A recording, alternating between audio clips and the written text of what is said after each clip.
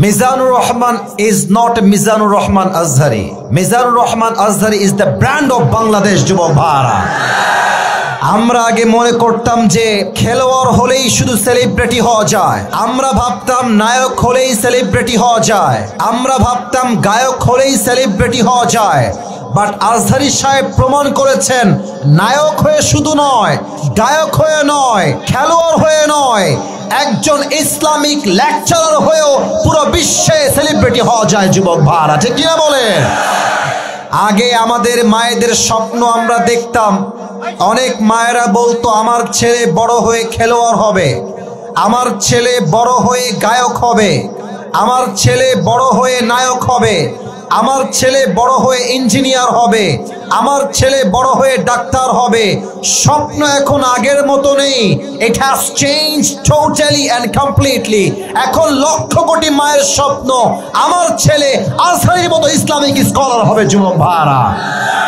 এবং খুব ভালো করে খেয়াল করে দেখবেন, মিজানুর রহমান আজহারিকে জামাতের ট্যাগ দিয়ে এই দেশ থেকে কিছু কুলাঙ্গাররা বিদায় করেছিল যুবক ভাইরা। আমাদের সকলের একজন সিনিয়র আলেম লুৎফর রহমান সাহেব, যিনি মারা গিয়েছেন, আল্লাহ ওনাকে জান্নাতের উঁচু মাকাম নসিব করে দিক, উনি বলেছিলেন আজহারি একদিন ফিরে আসবে, বিজয়ের বেশে ফিরবে, বীর বাহাদুরের বেশে ফিরে আসবে, ঠিক কিনা বলে? আজহারি সাহেব বলেছেন আজকের মাহফিলে ভারতদেরকে উদ্দেশ্য করে যে তোমরা নিজের চরকায় তেল দাও, আমাদের দেশ নিয়ে তোমাদেরকে ভাবতে হবে না। আর আমাদের দেশ নিয়ে ভারতরা একটা মিথ্যা নিউজ ছড়াচ্ছে যে আমরা নাকি সাম্প্রদায়িক দাঙ্গা লাগাচ্ছি, আমরা নাকি দেশটাকে অস্থিতিশীল করতে চাচ্ছি। আর আমি স্পষ্ট ভাষায় বলছি, পুরো বিশ্বে যত মিডিয়া মিথ্যা নিউজ প্রচার করে তার মাঝে ভারত হচ্ছে টপ লেভেলের, এক নম্বরে আছে রংপুরের ভাই। ভারতের যেই সাংবাদিকগুলো নিউজ প্রেজেন্ট করে এদেরকে দেখে আমার নিউজ প্রেজেন্টার মনে হয় না, বেশিরভাগকে দেখে মনে হয় হকাররা নিউজ প্রেজেন্ট করছে যুবক ভাই। আর একটা আছে দেখবা, বাংলাদেশ আর থাকবে না, এইটাকে আমার দেখে মনে হয় যে এই বেটা গুলিস্তানে আন্ডারপ্যান্ট বিক্রি করলে বেশি মানাতো যুবক ভাই।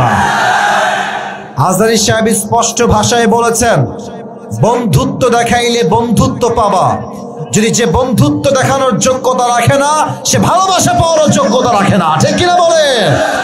অতএব আমিও আজহারি সাহেবের সঙ্গে তাল মিলিয়ে একটা কথা বলতে চাই, আমরা কোনো দাঙ্গা চাই না, মারামারি চাই না, বিদ্বেষ চাই না, সাম্প্রদায়িক সম্প্রীতি নষ্ট করতে চাই না।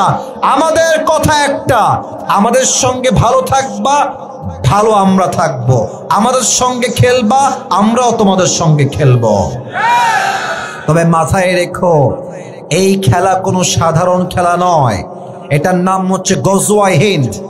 আল্লাহর হাবিব বলেছেন হিন্দুস্তানের সঙ্গে মুসলমানদের একটা যুদ্ধ হবে, এটার নাম হবে গজওয়ায়ে হিন্দ।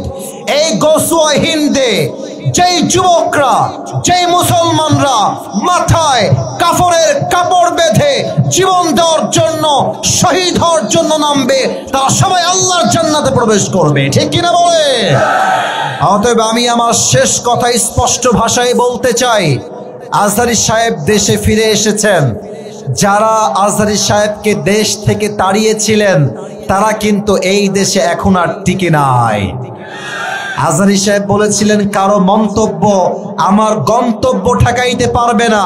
আর আল্লামা দেলোয়ার হোসেন সাইদি হুজুর বলেছিলেন তোমরা থাকো সব গাছের আগায়, আমরা থাকি গাছের গোড়ায়। বাড়াবাড়ি বেশি কইরো না, জুলুমবাজি কইরো না, আলেমদেরকে ধরে জেলখানায় দিও না। 18 কোটি মানুষ গাছের গোড়া একটা ঝাঁকুনি দিবে, মামুর বাড়ি দিল্লি গিয়ে তোমরা পড়বা, দিল্লি গিয়ে পড়েছে।